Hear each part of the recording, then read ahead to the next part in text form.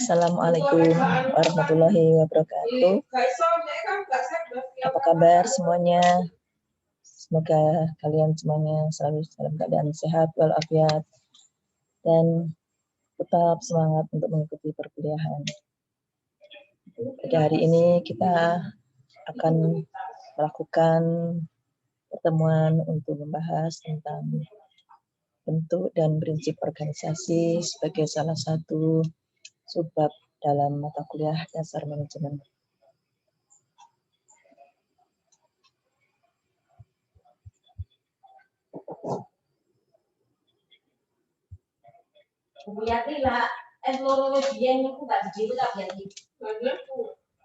Ada beberapa pokok bahasan yang akan kita bahas pada hari ini. Yang pertama adalah tentang desain dan struktur organisasi. Yang kedua, fungsi dan elemen struktur organisasi. Yang ketiga, bentuk organisasi. Dan yang terakhir adalah prinsip organisasi. Baiklah, mari kita lihat apa yang dimaksud dengan desain dan struktur organisasi. Desain organisasi adalah proses untuk menentukan alternatif dari kerangka kerja, jabatan, pekerjaan, maupun departemen.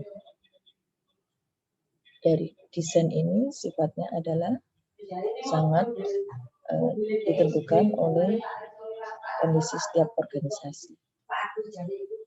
Kondisi setiap organisasi akan dipengaruhi oleh tujuan-tujuan yang akan dicapai oleh organisasi. Nah, dari desain organisasi inilah yang kemudian akan menghasilkan apa yang kita sebut dengan istilah struktur organisasi. Struktur organisasi dapat diartikan sebagai hubungan antar karyawan dan aktivitas-aktivitas mereka yang digambarkan dalam sebuah struktur yang menunjukkan masing-masing hubungan di antara karyawan organisasi. Nah, bentuk dari struktur organisasi ini biasanya berupa bagan organisasi, yang dari bagan itu akan menunjukkan aliran-aliran hubungan-hubungan dan komunikasi yang terbangun di antara semua anggota organisasi. Maka orang menyebutnya bagan organisasi itu sebetulnya merupakan presentasi dari desain organisasi, gambaran dari desain organisasi, dan dari desain organisasi yang tercermin dalam bagan organisasi itu akan menunjukkan atau merupakan visualisasi dari pembagian wewenang, tanggung jawab, dan hubungan-hubungan yang terjalin di antara masing-masing anggota organisasi. Nah, dengan melihat bagan ini, biasanya orang langsung bisa mengetahui harus menghubungi siapa, melaporkan kepada siapa, dan di mana mereka tempatnya. Sehingga dengan membuat bagan organisasi ini akan sangat membantu pihak-pihak yang berkepentingan untuk berhubungan dengan organisasi. Adapun fungsi dan elemen struktur organisasi. Mengapa harus dibuat struktur organisasi? Struktur organisasi mempunyai beberapa fungsi. Yang pertama adalah memberikan kejelasan tentang tanggung jawab setiap anggota organisasi. Yang kedua, memberikan kejelasan tentang kedudukan, koordinasi, dan alur dalam berkomunikasi. Yang ketiga, memberikan kejelasan tentang jalur hubungan antar anggota organisasi sehingga komunikasi bisa lebih efisien.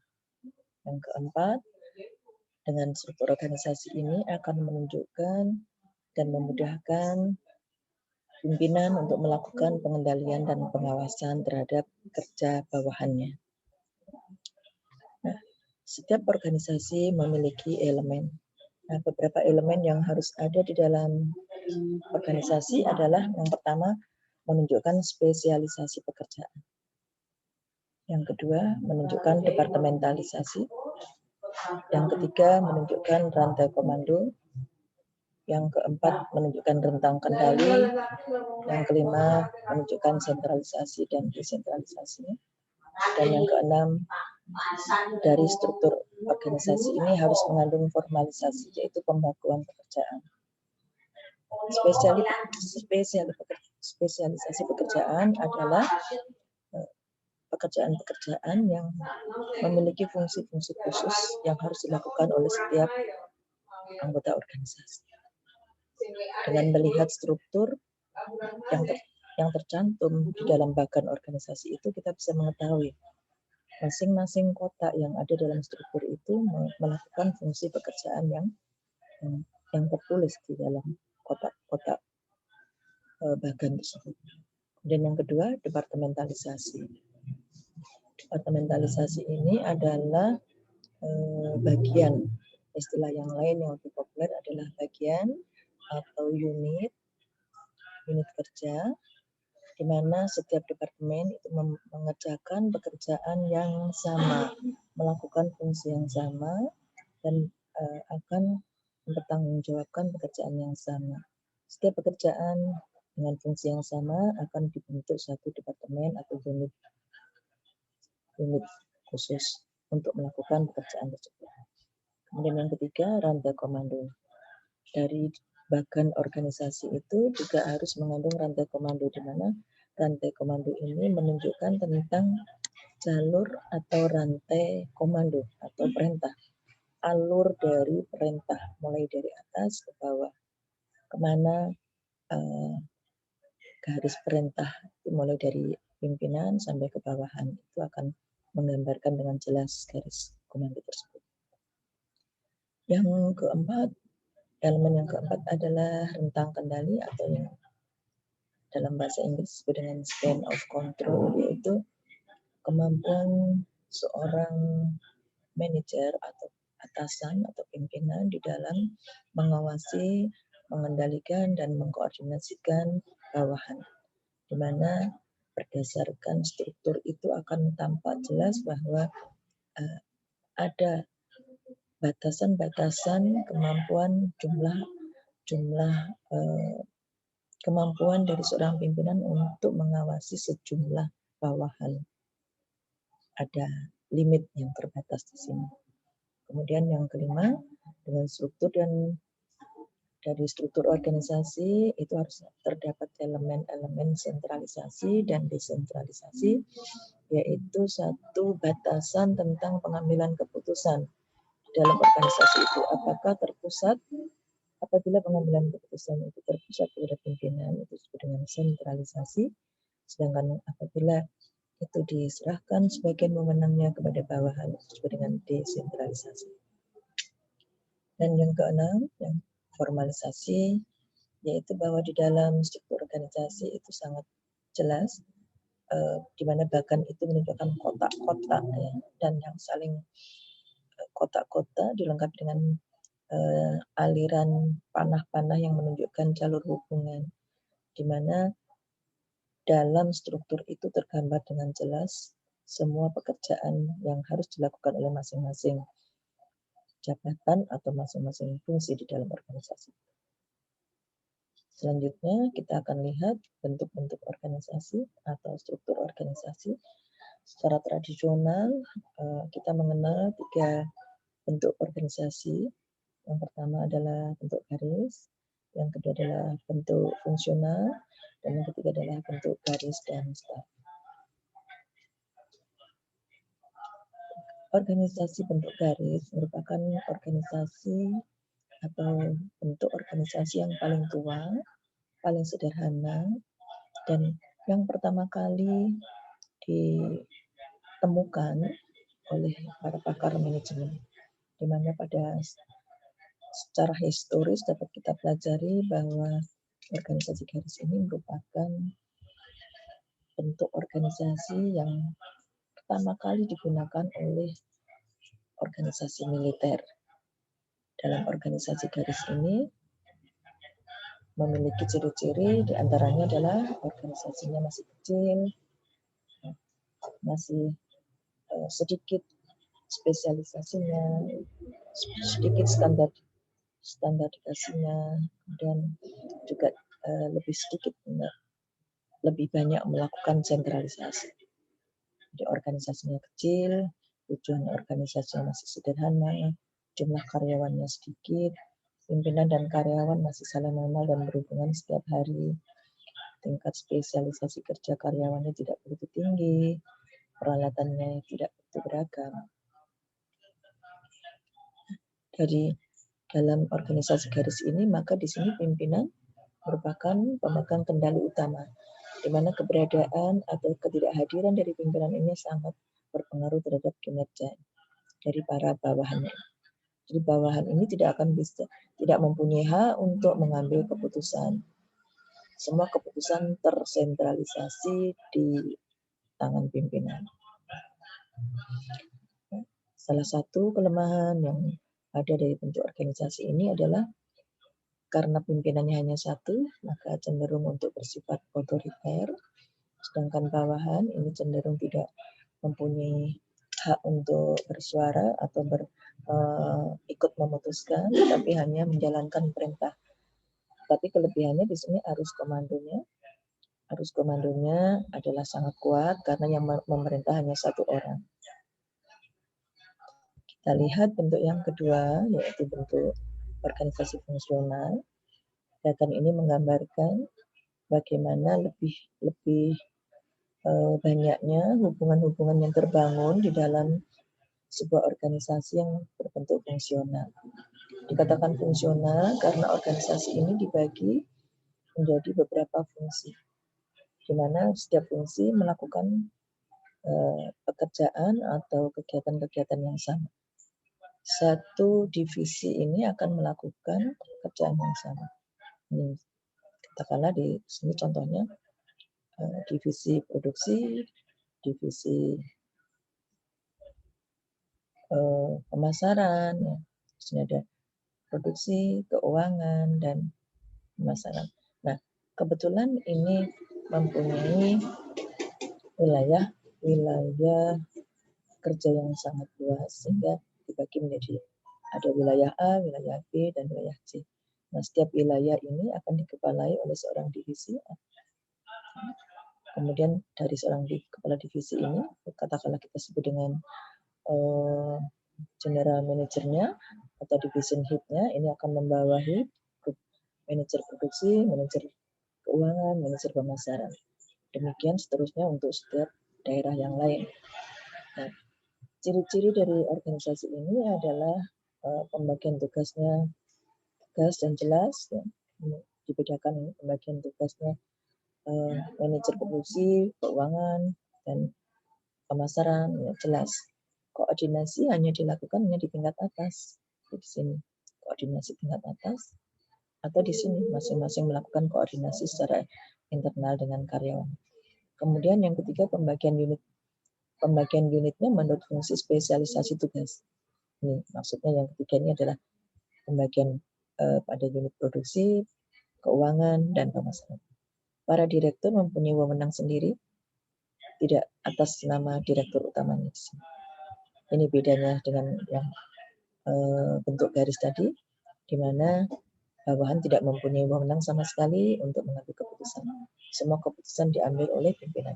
Sedangkan pada bentuk fungsional ini, masing-masing fungsi manajer ini akan memiliki wewenang sendiri.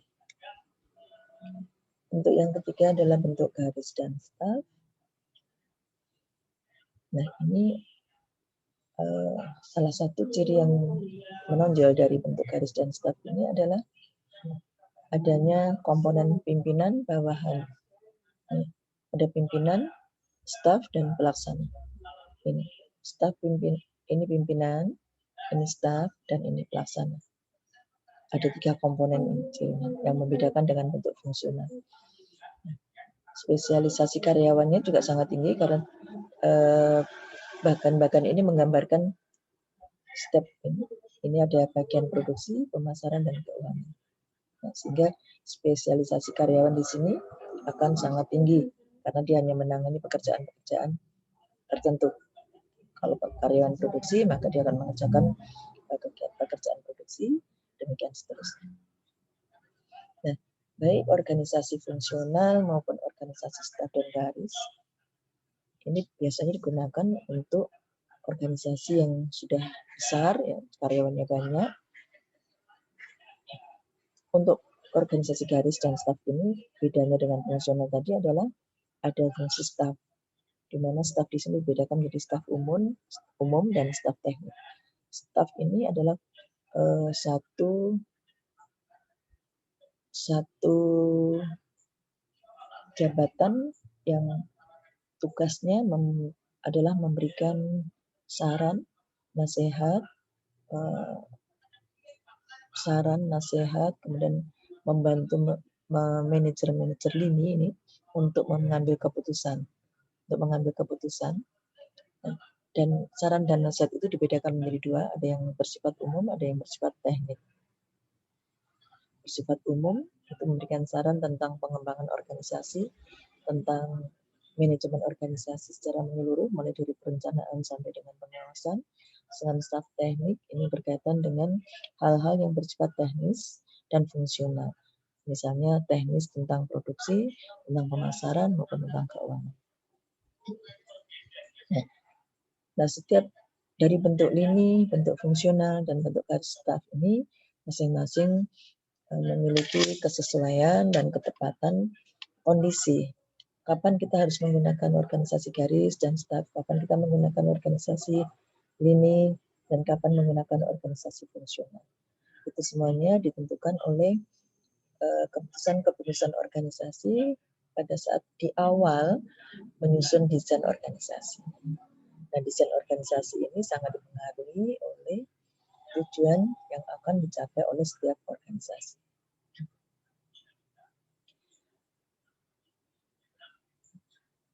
Berikutnya, bahwa untuk mengelola sebuah organisasi, maka diperlukan beberapa pedoman. Nah, pedoman dalam melaksanakan organisasi itu yang kita sebut dengan prinsip-prinsip organisasi. Akan kita bahas di sini, ada prinsip-prinsip organisasi yang bersifat dasar dan harus ada di dalam sebuah organisasi. Yang lain ada prinsip-prinsip yang bisa jadi tidak ada, tetapi organisasi masih tetap bisa berjalan. Sedangkan yang prinsip dasar ini adalah suatu prinsip yang apabila tidak dijalankan oleh organisasi, maka organisasi tidak bisa berjalan.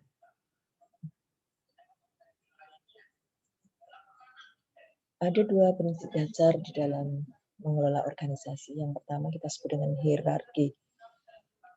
Secara definitif, hierarki diartikan sebagai suatu rangkaian anak tangga dari pembatasan wewenang dan tugas masing-masing karyawan. Ada juga yang mengatakan bahwa hierarki merupakan tingkatan derajat tinggi, rendah dari wewenang, tugas, kewajiban, dan tanggung jawab. Di dalam sebuah organisasi, hierarki ini sangat diperlukan karena kalau tidak ada hierarki akan menyebabkan kekacauan di dalam melaksanakan tugas-tugas organisasi.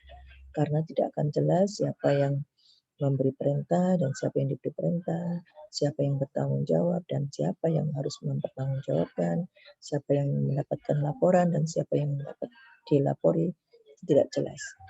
Nah, agar dapat menjalankan prinsip hierarki ini, maka diperlukan beberapa persyaratan. Di antaranya yang pertama adalah harus ada kepemimpinan.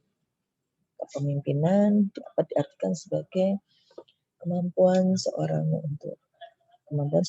untuk mempengaruhi dan merubah perilaku dan tindakan orang lain sesuai dengan yang dikehendakinya. Nah, ini dengan adanya kepemimpinan ini, maka hierarki yang ada di dalam organisasi yang digambarkan dari tingkatan yang rendah sampai yang tinggi ini, maka akan dapat berjalan. Artinya bahwa orang yang memiliki kedudukan pada hierarki yang tinggi ini memiliki kekuasaan dan wewenang yang lebih tinggi dibandingkan yang di bawahnya, demikian seterusnya. Sehingga orang yang berada di posisi yang lebih tinggi ini akan bisa memberikan perintah kepada bawahannya dan meminta pertanggungjawaban dari bawahannya. Yang kedua, syaratnya harus ada delegasi wewenang. Delegasi wewenang adalah pemberian sebagian wewenang yang dimiliki oleh seorang pemimpin kepada orang-orang yang ditunjuk yang dirasa memenuhi syarat kemampuan untuk melaksanakan delegasi wewenang tersebut. Nanti akan kita bahas dalam sesi dalam slide berikutnya. Kemudian yang ketiga, syarat untuk berlangsungnya hierarki adalah harus ada pembagian tugas. Nah, dengan adanya pembagian tugas ini, maka setiap orang akan jelas untuk berkomunikasi dan memberikan perintah serta mempertanggungjawabkan setiap kegiatan dan pekerjaan yang menjadi tanggung jawabnya. Prinsip yang kedua adalah prinsip koordinasi.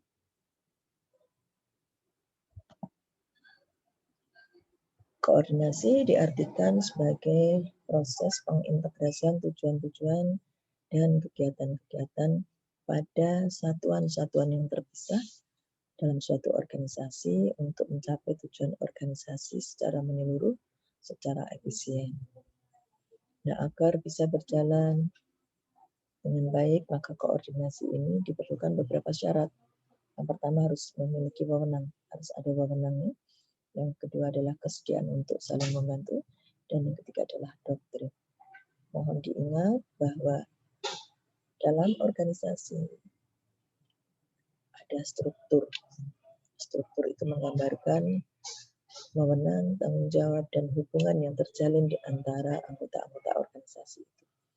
Nah, untuk menjalankan fungsi-fungsi yang harus dibebankan pada setiap orang, maka koordinasi ini menjadi satu hal yang penting, di mana seorang manajer itu bekerja sama dengan banyak karyawan, di mana masing-masing karyawan menjalankan fungsi yang berbeda-beda, sehingga untuk mencapai satu tujuan organisasi secara menyeluruh, maka diperlukan koordinasi. Nah, untuk bisa mengkoordinasikan harus mempunyai wewenang. Wewenang adalah hak untuk mempengaruhi dan mengambil keputusan tentang sesuatu hal. Kemudian agar bisa berjalan dengan baik, koordinasi itu juga harus ada kesediaan dari orang lain untuk saling membantu. Artinya orang yang dikoordinasikan itu memiliki kesediaan untuk bekerja sama dengan yang mengkoordinasikan. Dan yang ketiga adalah adanya doktrin. Doktrin dimaksud adalah aturan-aturan yang menjadi pedoman bagi setiap pimpinan dan anggota organisasi untuk menjalankan tugas.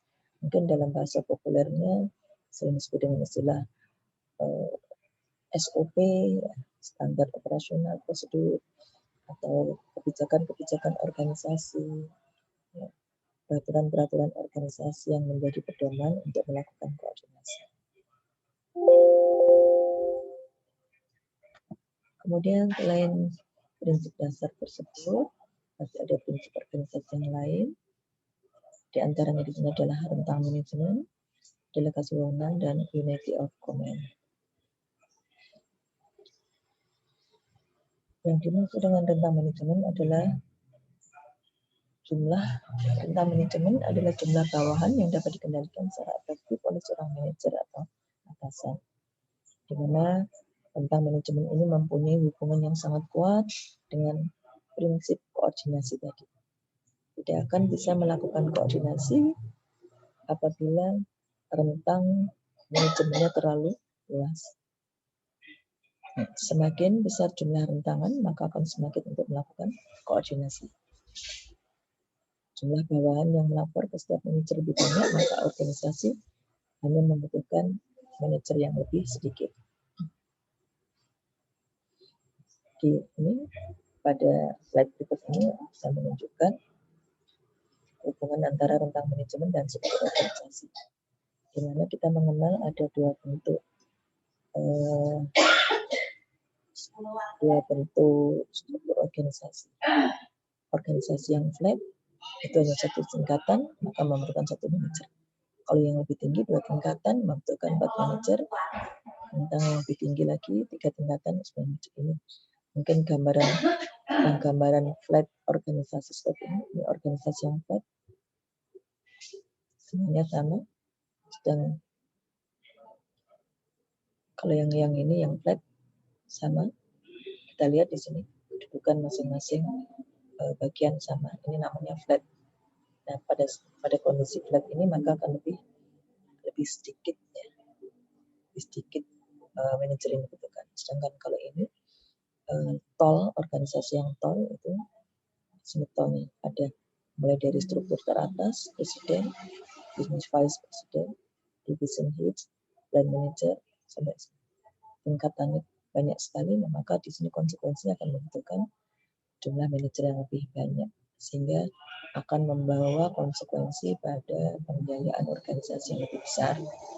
Oleh karena itu, pemilihan bentuk dan desain organisasi sebagaimana disampaikan di awal tadi harus dilakukan secara hati-hati karena akan membawa dampak kepada biaya operasional organisasi.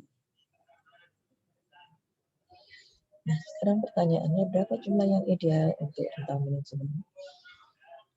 Sebetulnya secara pasti tidak ada jawaban yang menyebutkan bahwa yang ideal itu berapa jumlah bawahan yang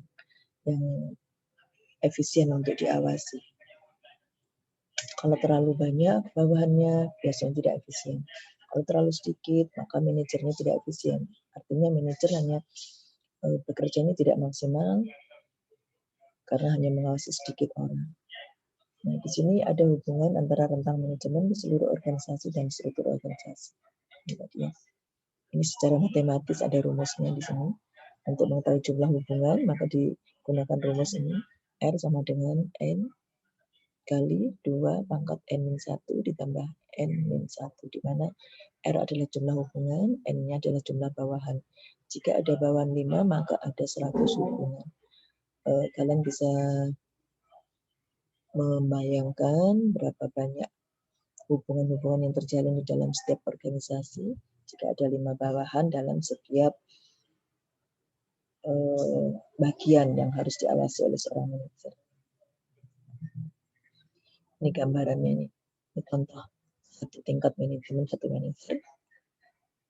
Kalau ini dua tingkatan manajemen, ini disebut 2 karena ini 1, ini 2. 2 tingkat manajemen, ini ada 4 manajer. Demikian seterusnya. Kalau ada 3 tingkat manajemen, maka ada 9 tingkatan manajemen. Kalau ada 5 berarti ada 25 dan seterusnya. Nah, apa saja faktor-faktor yang mempengaruhi di dalam memilih rentang ini? Banyak hal ya. Di antaranya di sini, kalau ini bentuk yang flat ini ya, manajer ini harus memiliki kompetensi yang tinggi untuk bisa memimpin bentuk organisasi yang flat. Beda di sini, kalau ini tidak terlalu tinggi karena terbagi-bagi. Keterampilan yang dimiliki terbagi-bagi. Ada sudah terbagi di sini masing-masing manajer ada masing-masing bagian ada manajer yang berbeda. Nah, di sini harus memiliki kemampuan yang tinggi, kemudian akan rendah supervisinya, kemudian tugas-tugas grupnya juga sama ya. Ini manajernya akan mengawasi melakukan pengawasan supervising pada grup-grup ini, nggak langsung pada karyawan, tapi bisa melewati grup-grup ini. Kemudian juga dibutuhkan sedikit interaksi di antara manajer di dalam grupnya ini, sedikit interaksi saja. Kemudian pekerjaan bisa dilakukan secara spesialisasi, ya, high standardized. Ya, jadi dengan sangat tinggi standarisasinya. Kemudian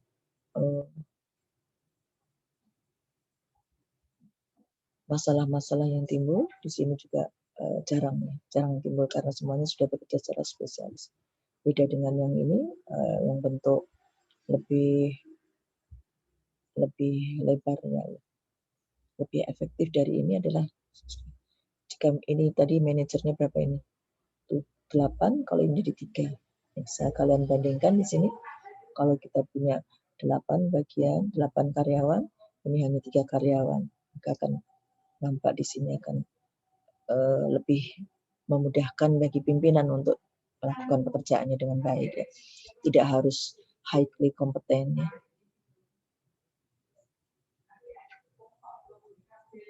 Kemudian prinsip yang kedua adalah delegasi kekuasaan dan wewenang. Sebelum saya jelaskan tentang delegasi kekuasaan dan wewenang, ada baiknya kita lihat dulu apa yang dimaksud dengan wewenang dan kekuasaan. Yang dimaksud wewenang atau authority adalah hak untuk melakukan sesuatu atau memerintah orang lain untuk melakukan atau tidak melakukan sesuatu agar tercapai tujuan-tujuan tertentu. Sedangkan kekuasaan atau power adalah kemampuan untuk melakukan hal tersebut, yaitu kemampuan untuk melakukan sesuatu, memerintah atau mempengaruhi orang lain. Nah, dari mana seseorang memiliki wewenang? Ada dua teori yang bisa kita gunakan di sini. Yang pertama kita sebut dengan teori formal atau disebut dengan teori pandangan klasik yang mengatakan bahwa wewenang itu adalah dianugerahkan karena ada yang dilimpahi. Sedangkan yang kedua adalah teori penerimaan, yaitu wewenang muncul hanya jika diterima oleh kelompok atau individu. Nah, sumber-sumber dari sumber dan jenis wewenang. Sumber wewenang itu bisa diperoleh dari 5 sumber. Kekuasaan balas jasa atau reward power.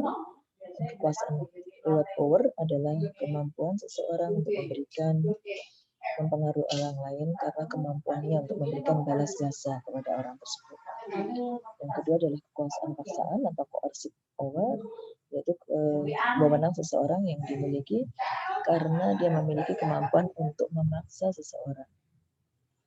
Yang ketiga adalah kekuasaan legitimasi atau legitimate power, yaitu wewenang yang dimiliki oleh seseorang karena yang diperolehnya secara resmi, sah.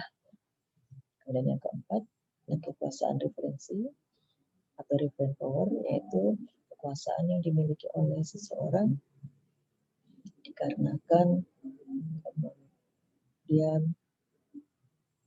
memiliki sesuatu yang bisa menjadi referensi bagi orang lain untuk mengikuti perbuatannya. Dan yang kelima, kekuasaan kepakaran atau expert power, yaitu kemampuan seseorang untuk mempengaruhi orang lain karena dia memiliki kepakaran di bidang tertentu, misalnya dokter, ahli hukum, dan sebagainya.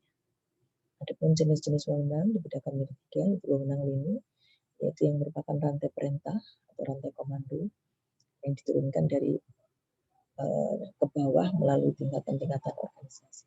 Yang kedua adalah wewenang staff, itu untuk menyarankan, rekomendasi atau konsultasi. Dan yang ketiga adalah wewenang staf fungsional, yaitu wewenang yang terkait dengan memiliki hubungan terkuat di dalam melakukan satuan-satuan kerja, melakukan pekerjaan di dalam satuan-satuan kerja atau lini kerja. Nah, adapun yang dimaksud dengan delegasi wewenang adalah melimpahkan atau merupakan pelimpahan wewenang dan tanggung jawab formal kepada orang lain untuk melaksanakan kegiatan tertentu.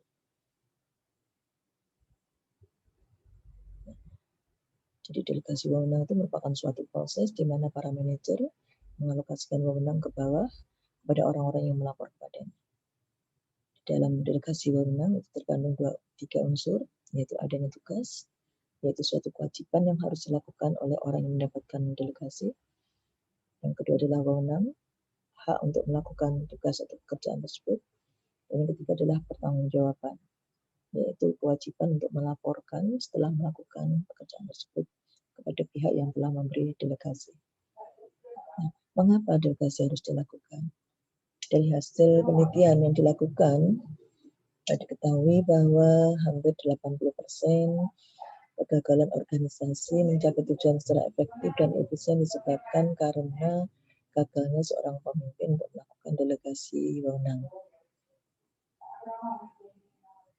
Oleh karena itu, delegasi itu menjadi satu hal yang penting karena dengan adanya delegasi akan memberikan kesempatan kepada manajer untuk lebih fokus mengerjakan pekerjaan-pekerjaan tertentu, yakni pekerjaan-pekerjaan yang bersifat pengembangan dalam bagi organisasi tersebut.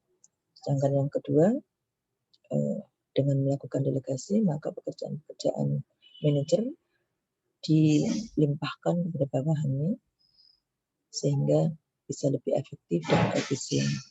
Dan yang ketiga, akan terjadi proses kaderisasi di mana seorang bawahan yang mendapatkan pelimpahan wewenang dari manajer tersebut akan memiliki kesempatan untuk melatih kemampuan-kemampuannya sehingga nanti suatu saat akan layak untuk dipromosikan naik jabatan. Sebagaimana yang telah Ibu singgung tadi, bahwa banyak organisasi yang gagal mencapai tujuan secara efektif dan efisien disebabkan karena gagalnya delegasi. Oleh karena itu, penting untuk mengetahui bagaimana delegasi yang efektif itu. Delegasi yang efektif memerlukan beberapa persyaratan, diantaranya adalah unsurnya delegasi harus lengkap. Unsur delegasi ada tugas, wewenang, dan tanggung jawab. Jangan sampai kebanyakan orang mendelegasikan tugas, tidak mendelegasikan wewenang dan tanggung jawab. Atau mendelegasikan tugas dan wewenang, tapi tidak dimintai pertanggungjawaban, sehingga di sini kurang efektif. Kemudian yang kedua, delegasi efektif itu harus mengandung prinsip skala, adanya prinsip hierarki. Tadi sudah dibahas pada slide sebelumnya. Itu ada penjenjangan di mana akan ada hierarki, jenjang-jenjang atau tingkat-tingkat tugas, wewenang, dan tanggung jawab. Sehingga pihak yang memiliki wewenang yang lebih tinggi akan mendelegasikan kepada yang lebih rendah. Dan yang ketiga adalah adanya prinsip kesatuan komando, yaitu seorang bawahan sebaiknya hanya mendapatkan perintah dari salah satu atau satu orang atasan agar efektif di dalam menjalankan pekerjaan. Nah, kita akan lihat mengapa tadi banyak manajer yang gagal melakukan delegasi. Beberapa hambatan yang biasa timbul dalam delegasi wewenang. Yang pertama dari manajer. Seorang manajer biasanya merasa lebih baik, ya, tidak bersedia menghadapi risiko bawahan yang salah atau gagal, tidak atau kurang percayanya terhadap kemampuan bawahan untuk mengerjakan pekerjaan tersebut, takut bawahan akan lebih efektif dalam mengerjakan pekerjaan tersebut sehingga dia akan terancam posisinya. Kemudian juga hambatan yang lain, tidak mempunyai kemampuan manajerial. Seorang manajer tidak memiliki kemampuan manajerial untuk mendelegasikan tugasnya, sehingga semua pekerjaan dikerjakan sendiri dan akhirnya menjadi tidak efektif dan tidak efisien.